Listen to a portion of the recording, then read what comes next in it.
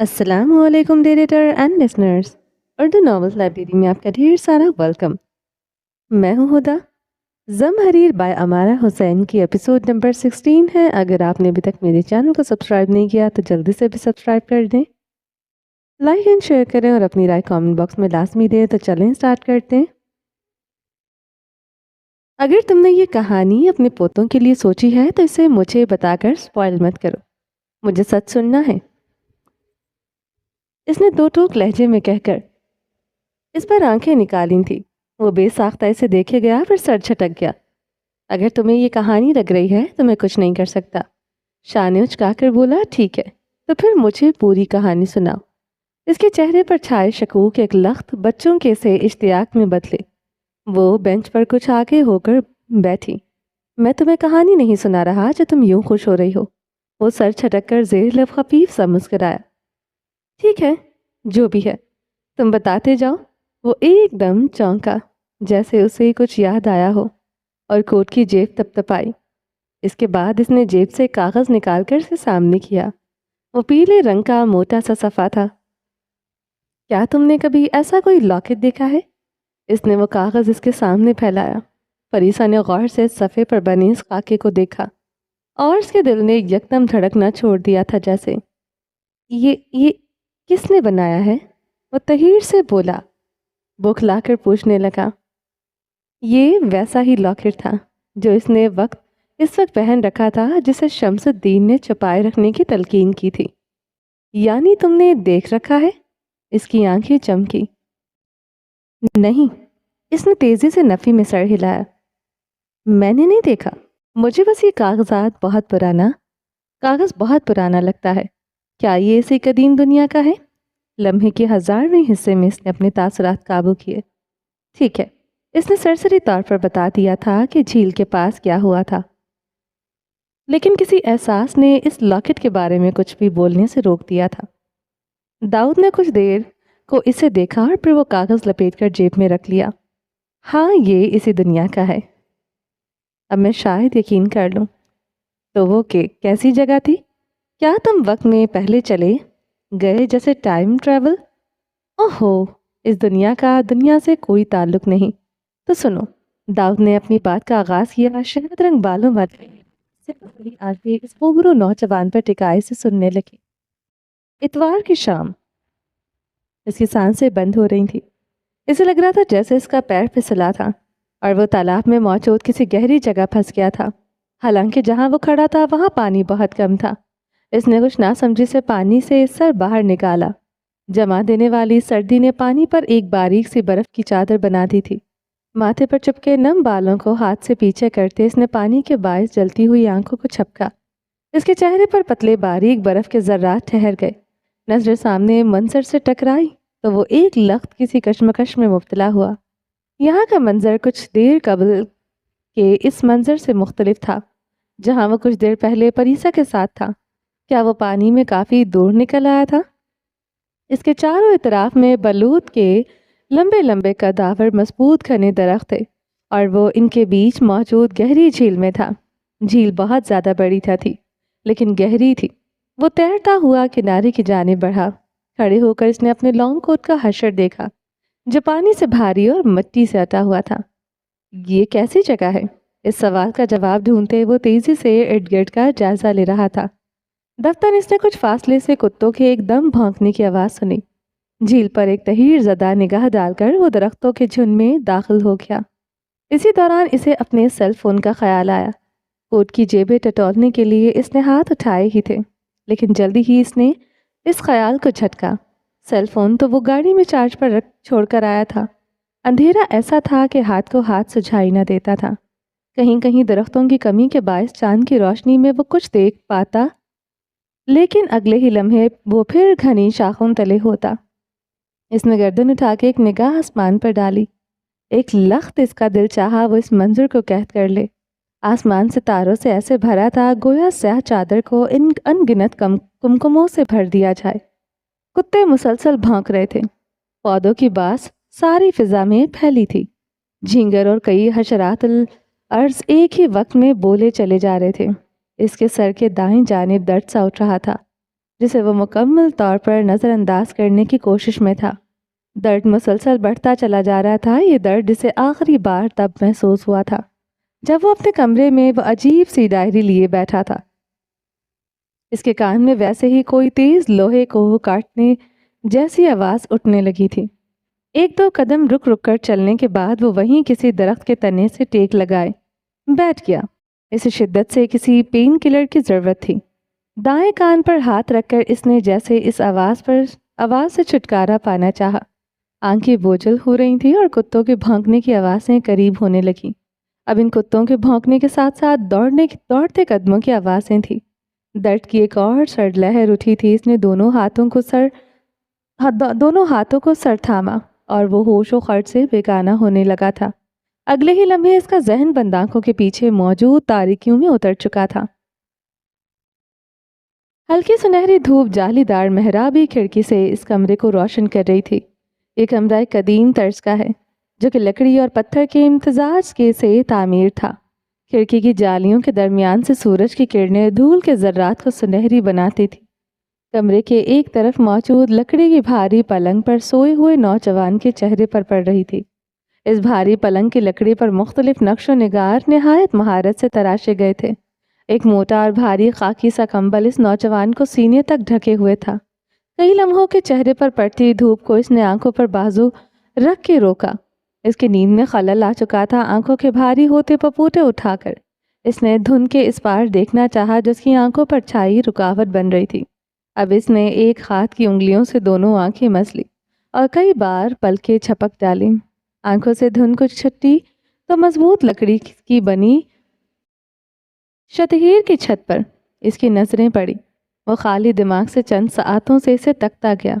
کچھ عجیب محسوس ہونے پر وہ بستر پر اٹھ بیٹھا تھا۔ اٹھتے ہی وقت اسے محسوس ہوا جیسے اس کی ہڈیاں مجمد ہو چکی ہوں۔ حرکت کرنے پر عجیب سے تھکن کا احساس پورے جسم میں سرایت کر گیا تھا۔ وہ اس وقت اس نے ایک طائرانہ سی نگاہ کمرے کے چاروں اطراف میں ڈالی۔ اس کے چہرے پر حیرانگی اور استجاب چھا گیا تھا۔ یہ جس کسی کی بھی رہائش گاہ تھی۔ میڈیول ایج سے کافی متاثر لگتا تھا کیونکہ یہ پورا کمرہ اسی طرز کی تعمیر کا تھا جسے ہسٹوریکل ڈراماز میں تعمیرات دکھائی جاتی ہیں۔ دیواریں موٹے پتھروں سے بنی تھیں۔ ایک طرف دیوار پر دھات کے گول ڈھال لٹکے ہوئے تھے جن پر مخصوص علامات کھدی ہوئی تھی۔ ایک پرانے طرز کا چراغ دان میز پر رکھا تھا، شاید کوئی اینٹیک پیس تھا، لیکن اسے بنا سوچے سمجھے ہی وہاں رکھا گیا تھا۔ یہاں کا مالک چیزوں کو سجانے کے ذوق سے عاری شخص تھا۔ دروازہ بھی موٹی مضبوط لکڑی کا تھا جس کی چوکھٹ اوپر سے محرابی تھی۔ کھلی کھڑکی سے آتی ٹھنڈی ہوا کی سرسراہٹ اور لوگوں کی آوازوں نے اسے بستر سے اٹھنے پر مجبور کیا۔ وہ قدم قدم چلتے ہوئے اس کھڑکی تک آیا۔ اس کے بال کھڑکی سے آتی ہوا پر ماتھے پر بچھڑ گئے، پرکشش نقوش تنے ہوئے اور تعجب لیے ہوئے تھے۔ اس کی سرمئی آنکھوں نے کھڑکی کے باہر جھانکا اور اس کا دماغ گھوم کر اس نے سر جھکا کر آنکھیں نیچی گویا سٹائل کو رد کرنے کی کوشش کی ہو جو حقیقی تصویر بنا اس کے سامنے تھا۔ ایک گہری سانس ہوا کے سپرد کی اور پھر دوبارہ وہی نظریں ڈالیں۔ کچھ نہیں بدلا، سب کچھ ویسے ہی رہا، یعنی وہ کھلی آنکھوں سے خواب نہیں دیکھ رہا تھا۔ نہ تو وہ کمرہ کسی میڈیول ایج کے شوقین کا تھا اور نہ ہی کھڑکی کے باہر کا منظر اس خیال کا تھا۔ اس نے بے یقینی سے لیے ہوئے تاثرات کے ساتھ سر کھجایا۔ اسی لمحے اس کے عقب میں موجود دروازے کے ڈھیلے جانے کی آواز سنائی تھی، دھکیلے جانے کی آواز سنائی۔ جسم کا رواں رواں عقب میں ہونے والے ارتعاش کی جانب متوجہ ہوا، جبکہ سرمئی چمکتی آنکھیں سامنے کے منظر پر استاؤ سی سینے اٹھ گئے۔ تم برخوددار، بھاری آواز پر ہونٹ کاٹتے ہوئے اور اسی جانب پلٹا۔ اسے ایک اور جھٹکا لگا۔ جس شخص پر اس کی نظریں پڑیں وہ ایک ادھیڑ عمر آدمی تھا جس کی داڑھی اور بالوں میں کچھ ہی بال کالے تھے، لیکن جس چیز نے اسے چونکا دیا وہ اس کا لباس اور ہاتھ میں موجود ٹرے تھی۔ اس کی رنگت صاف اور آنکھیں چھوٹی تھی۔ اس نے پیروں تک آتا ڈھیلا ڈھالا مٹیالہ عبایا پہن رکھا تھا جس میں موٹے سے کپڑے کا بغیر آستینوں کا کوٹ تھا۔ انگلیوں میں پتھر کی انگوٹھیاں تھیں۔ وہ مروتن بھی اس کے جملے پر مسکرا نہ سکا تھا۔ اس کی معتجب نظریں اس ادھیڑ عمر آدمی کے چہرے سے پھسل کر ٹری پر رکی۔ लकड़ी की ट्रे में मिट्टी का प्याला जिसमें न जाने किस चीज का शोरबा था। मैं रोज तुम्हारे उठने का इंतजार करता था, वो कहते हुए आगे आया और पलंग के करीब रखी मेज पर वो ट्रे रखी। दाऊद की नजरों ने इसे इसकी एक एक हरकत के साथ सफर किया। तुम्हारी माँ बेचारी परेशान रही होगी, शायद चोरों ने लूट लिया था तुम्हें, क्योंकि तुम्हारे पास तो फूटी कौड़ी तक नहीं थी। हालांकि इसने खत में लिखा था कि इसके पास जो जमा पूंजी थी सब तुम्हारे हवाले करके तुम्हें भेज दिया। वो आदमी ट्रे रखने को झुका और फिर इसकी जानिब मुड़ा। तुम वहां ऐसे ही खामोश खड़े रहोगे? फिर वो कदम कदम इसके करीब आया। वो दम साधे खड़ा था, गोया मुजस्मा बन चुका हो। इसने दाऊद के माथे को छुआ। शुक्र है तुम्हारा बुखार तो उतरा।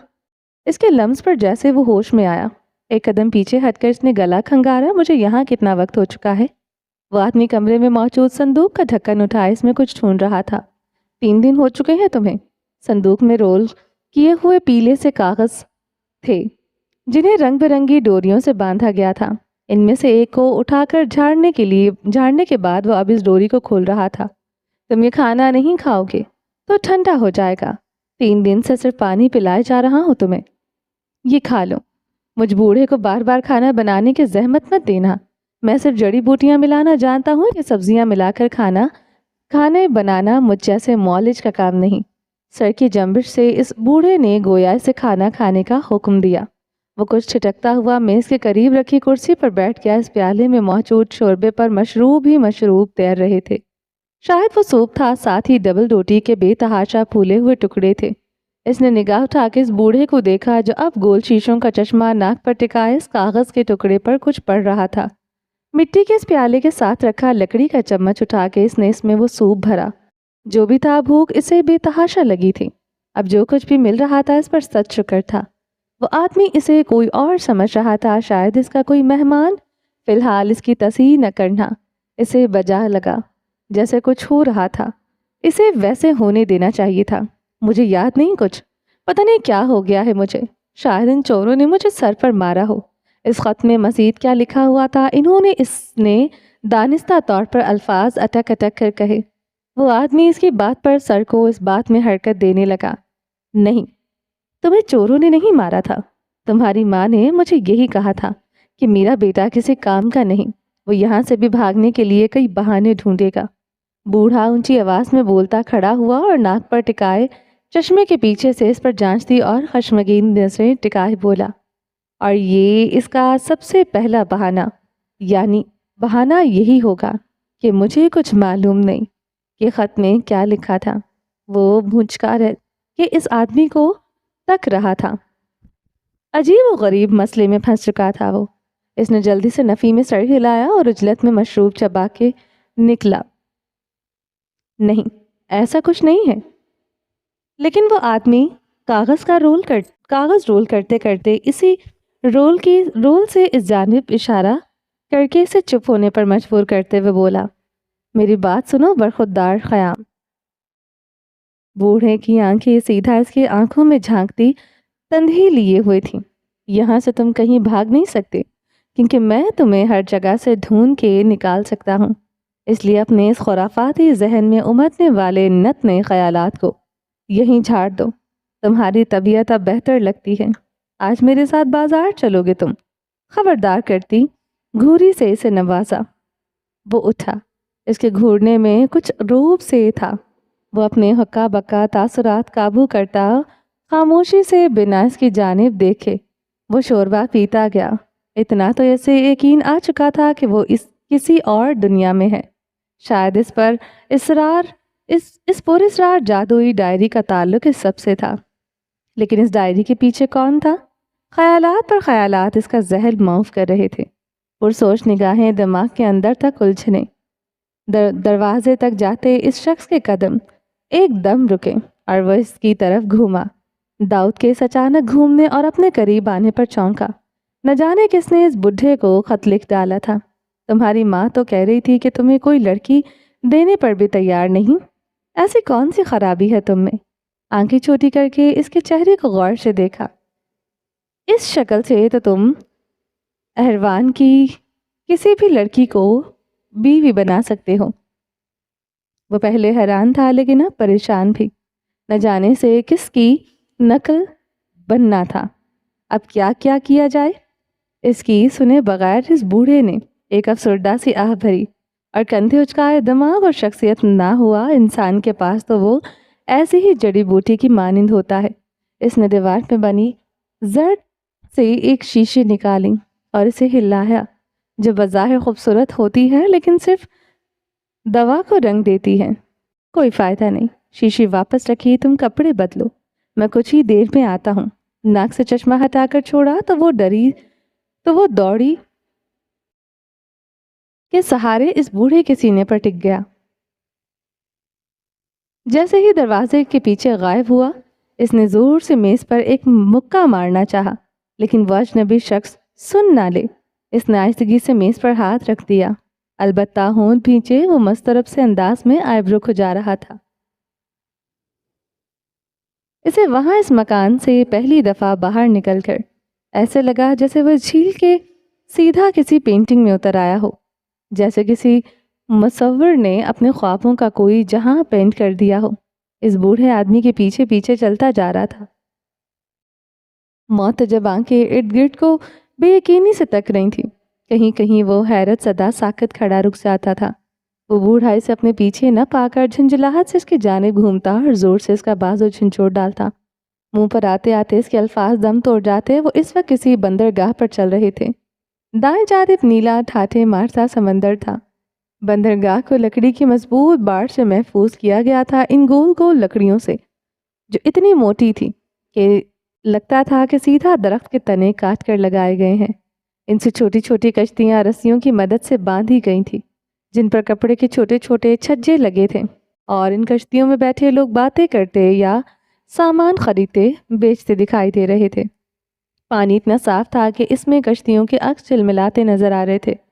بائیں جانب دکانیں اور گھر تھے، جن کی نچلی منزل گول مٹول اینٹوں کی دیواروں سے بنی ہوئی تھی، اور اس کے اوپر کی منزل شتہیر کی لکڑیوں کی۔ ان کی چھتیں مخروطی تھی۔ لوگوں کے لباس اسی طرز کے تھا جس طرح کا اس نے پہن رکھا تھا۔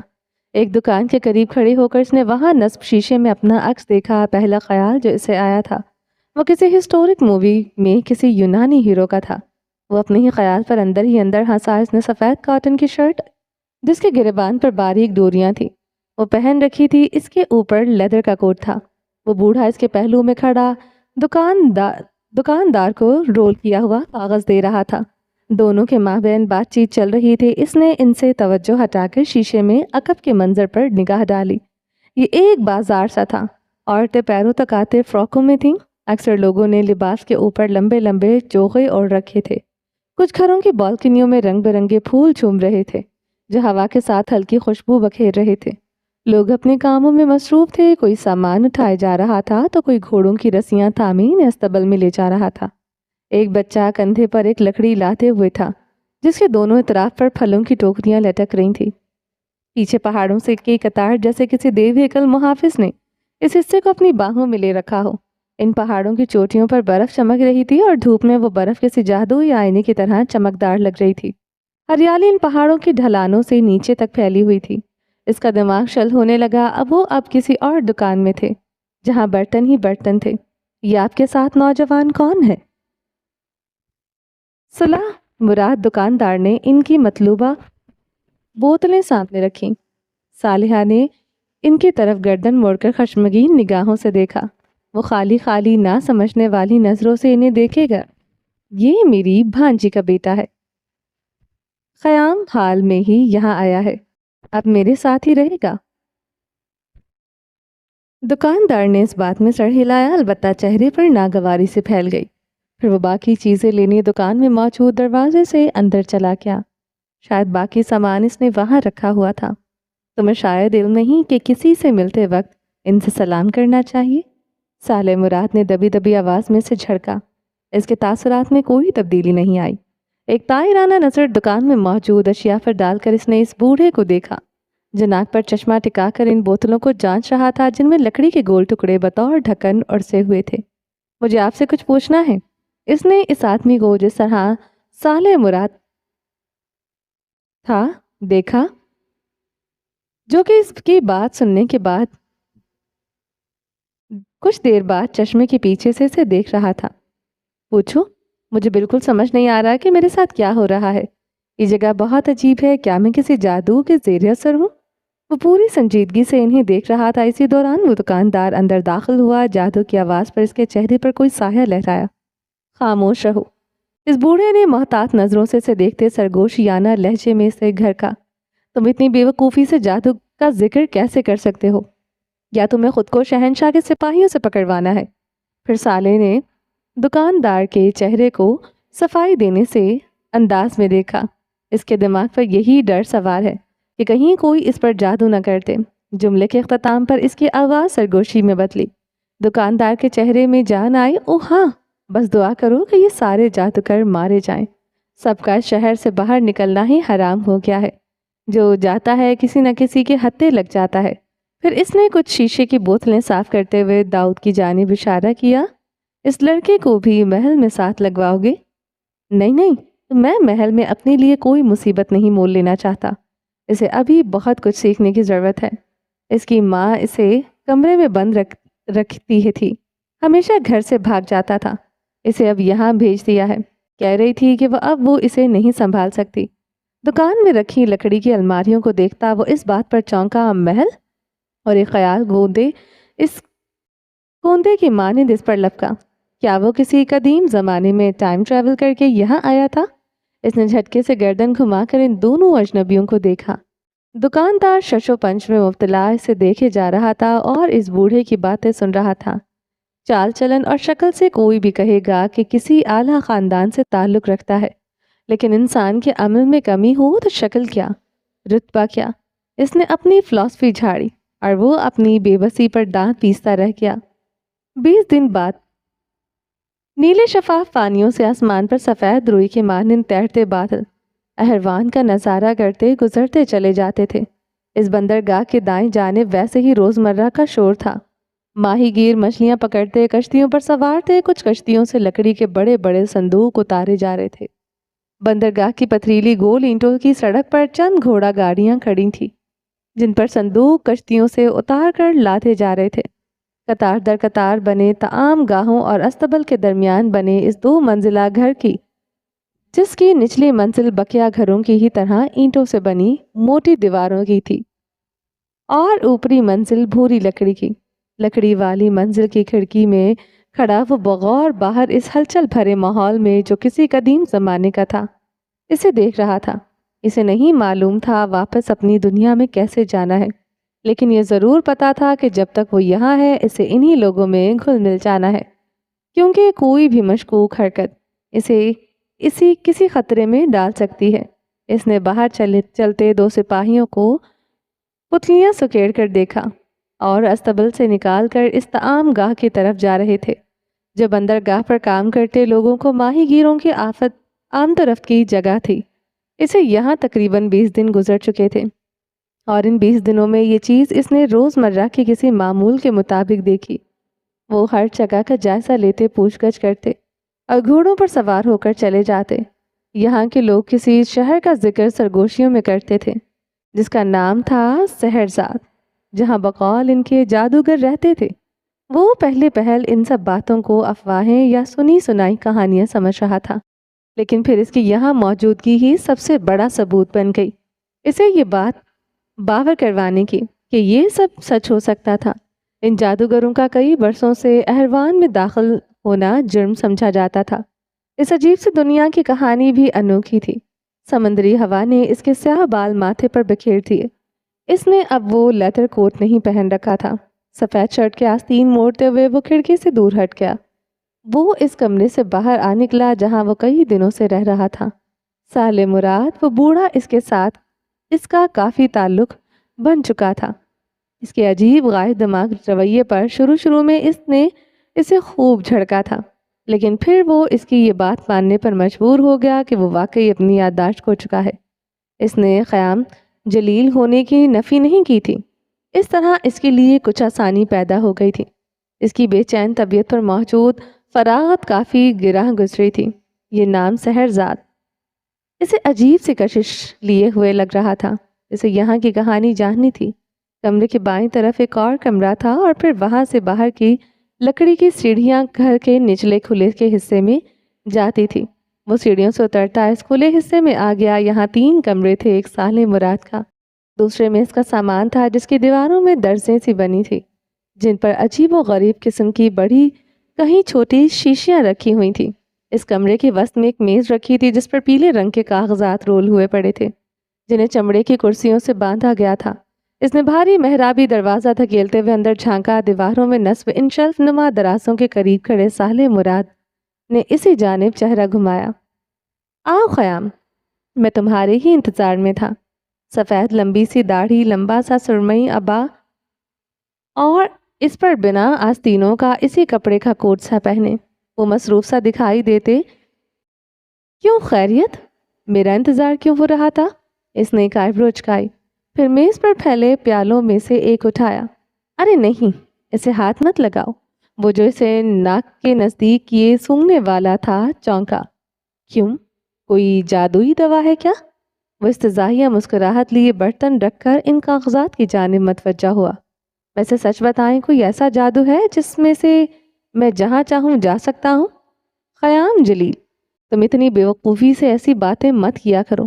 کیا تم نے کبھی سنا نہیں دیواروں کے بھی کان ہوتے ہیں؟ ہوتے ہوں گے، اس نے شانے اچکائے۔ میں نے کبھی دیکھے نہیں تو یقین نہیں کر سکتا۔ اگر کسی نے تمہیں سن لیا تو بنا کوئی پوچھ گچھ کیے سپاہیوں کو خبر دیں گے۔ صالح مراد پیالی میں شیشی سے کوئی مایہ انڈیل رہا تھا۔ داؤد سلطان نے کاغذ پر لکھے ہوئے الفاظ پر ایک نگاہ ڈالی۔ وہ مختلف دواؤں کی ترکیبیں تھیں۔ اسے یاد آیا اب جب وہ صالح مراد کے ساتھ اس شیشوں والی دکان میں تھا اور اس نے کاغذ اٹھایا، اس کی سانس ایک دم اتھل پتھل ہو گئی تھی۔ جب وہ کاغذ پر موجود وہ فارسی زبان پڑھ اور سمجھ پایا تھا، اس نے ایک دم اپنے کان کی لوح میں زور سے ناخن چبھویا۔ مبادن وہ کسی خواب میں نہ پھنس گیا ہو۔ اس نے سر جھٹکا۔ ایک عجیب سی مسکراہٹ اس کے چہرے پر پھیل گئی۔ صالح مراد نے اس سے گھور کر کچھ تیکھی نظروں سے دیکھا۔ تمہیں لگتا ہے میں مذاق کر رہا ہوں؟ پوچھ کر وہ چند سیکنڈ اسے ویسے ہی گھورتے رہے۔ ان کے کام کرتے ہاتھ اب رکے ہوئے تھے۔ پتہ نہیں، اس نے بے تاثر سے انداز میں انہیں دیکھا۔ نہ جانے تم اپنی یادداشت کہاں گنوائے ہو، یا تمہارے سر کی چوٹ شدید تھی۔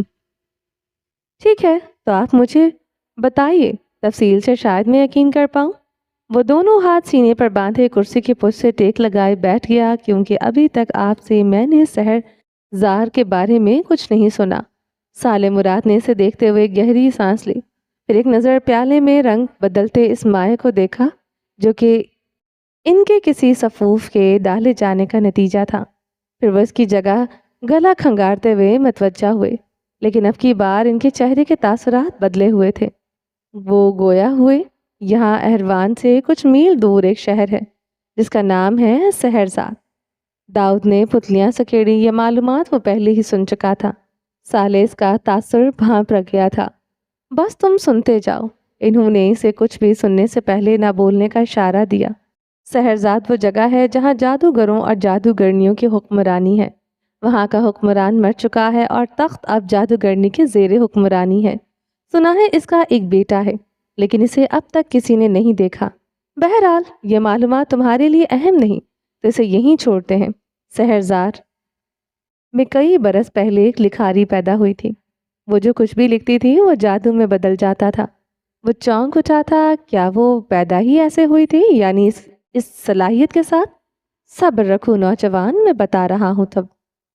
اب جب وہ گویا ہوئے، ان کی آواز پر اسرار سی لگنے لگی۔ آتش دان میں جلتے انگارے ان کے چہرے پر روشنی ڈالے ماحول کو مزید پرفسو بنا رہے تھے۔ سحرزار کے جادوگر پیدا جادوگر کے ساتھ نہیں ہوتے تھے، جادو کے ساتھ نہیں ہوتے تھے۔ وہ ہماری ہی طرح عام انسان ہوتے ہیں، لیکن جادو انہیں سکھایا جاتا ہے۔ یہ ان کے لیے وراثت کی طرح ہے۔ ان کے ہاں جادو سکھانے کے لیے مکاتب ہیں اور کتابیں بھی، اور یہ عورت بھی یہ جادو جانتی تھی، لیکن اس نے کبھی اس چیز کا ذکر کسی سے نہیں کیا تھا۔ اس کا پورا خاندان اہروان میں ہی ہماری ہی طرح رہتے تھے۔ ان کی کسی سے کوئی دشمنی نہ تھی، اور نہ ہی اس وقت اہروان میں جادوگروں کے آنے جانے کی اتنی سخت ممانعت تھی۔ انہیں بس محل سے دور رکھا جاتا تھا کیونکہ ان میں سے بہت فساد پھیلانے لگے تھے۔ یہ عورت اہروان کی ملکہ کی خاص اور باعزت خاتمہ تھی۔ اس نے پوری جوانی اسی کے ساتھ گزاری تھی، لیکن اس کی جادوئی صلاحیت کا علم پورے ہروان میں حتیٰ کہ سحرزار میں بھی کسی نہ کسی کو تھا۔ لوگوں نے زمانوں سے چلے آئے جادو کی کتابیں رٹی تھیں، ہر کوئی مختلف قسم کے جادو کو اپنا پیشہ بنائے ہوئے تھا، لیکن خود نئے منتر لکھنا کسی کو نہیں آتا تھا، سحرزار کے یہ ذہین ترین اور قابل جادوگروں تک کو نہیں۔ اور اس عورت کے جادو کی خبر چاروں اطراف میں تب پھیلی جب احروان کی ملکہ جو کہ بانجھ تھی، ان کی امید سے ہونے کی خبر پھیلی۔ جب وہ بانجھ تھی تو امید سے کیسے ہو گئی؟ وہ الجھ کے بولا، آگے کی کہانی اس سے زیادہ دلچسپ ہے، تم سنتے جاؤ۔ اس نے اس بات میں سر ہلایا، وہ پوری دلچسپی سے انہیں سن رہا تھا۔ شہنشاہ سلیمان نے مختلف طبیبوں اور معالجوں سے رابطے کے لیے وہ شہنشاہ کو دوسری شادی کے لیے بھی اکساتے رہے، لیکن شہنشاہ اپنی محبوب بیوی کو اس دکھ سے گزارنے کے ڈر سے یہ بات ٹالتے جاتے تھے۔ اولاد کی خبر نے پورے احروان پر خوشیوں کی بارش سی کر ڈالی تھی، لیکن اس سب خوشیوں کے پیچھے حقیقت کچھ اور تھی۔ ملکہ نے دراصل سحرزار کی کسی جادوگرنی سے کسی ایسے سحر کی بات کی تھی جس کی بدولت اس کے ہاں اولاد ہو پاتی، لیکن ایسا جادو تبھی ممکن ہو سکتا تھا جب جان کے بدلے جان دی جائے۔ ایسے کہ اگر ملکہ کو اولاد چاہیے تھی تو اولاد کی ولادت پاتے ہی وہ مر جاتی۔ ملکہ شہنشاہ سلیمان کو وارث دینے کے لیے اس قربانی کے لیے تیار ہو گئی تھی، اور اس سب کا علم سوائے ملکہ، اس کے خاص خادمہ اور اس جادوگرنی کے علاوہ کسی کو نہ تھا۔ لیکن سحرزار کے یہ جادوگر بھی کبھی یقین کیے جانے کے قابل ہی نہیں۔ اس خاتمہ اور جادوگرنی نے اس بات کی خبر سحرزار کی ملکہ کو کر دی، اور یہاں سے سارا معاملہ خراب ہو گیا۔ شہزادے کی ولادت پر جب ملکہ کا انتقال ہوا تو یہ بات کسی طرح شہنشاہ سلیمان تک پہنچ گئی۔ نہ صرف یہ بلکہ ملکہ کے خاص خادمہ کا راز بھی کھل گیا، اور یہ بات ثابت ہو گئی کہ وہ ایک ذہین ساحرہ ہے۔ سحرزار کی ملکہ نے اس عورت کو بچانے کی پوری کوشش کی، کیونکہ وہ اسے کھونا نہیں چاہتے تھے۔ وہ ان جادوگروں کے لیے قیمتی اثاثہ تھی، اور ان کے مکاتب کے لیے کسی ذخیرے سے کم نہ تھی۔ تب سے یہاں پر آنے والے جادوگر اگر زندہ جلائے جاتے ہیں، یہاں کوئی جادو کا ذکر کرے یا اس کی حمایت میں بات کرے تو یہ اس کے لیے خطرناک ثابت ہو سکتا ہے۔ اس لیے سب بظاہر ایسے ہی رہتے ہیں جیسے سحر نامی شہر اور اس کے لوگوں کا کوئی وجود نہیں۔ تم اب سمجھ رہے ہو میں کیوں تمہیں ایسی باتیں کرنے سے منع کر رہا ہوں؟ چلیں جی، باقی کا نیکسٹ ایپیسوڈ میں کنٹینیو کریں گے۔ امید ہے آپ کو یہ ایپیسوڈ پسند آئی ہوگی۔ اگر آپ نے ابھی تک ہمارے چینل کو سبسکرائب نہیں کیا تو جلدی سے ابھی سبسکرائب کر دیں، لائک اینڈ شیئر کریں، اور اپنی رائے کامنٹ باکس میں لازمی دیں۔ اپنا ڈھیر سارا خیال رکھیے گا، دعاؤں میں یاد رکھیے گا۔ ملتے ہیں نیکسٹ ایپیسوڈ کے ساتھ، تب تک کے لیے اللہ حافظ۔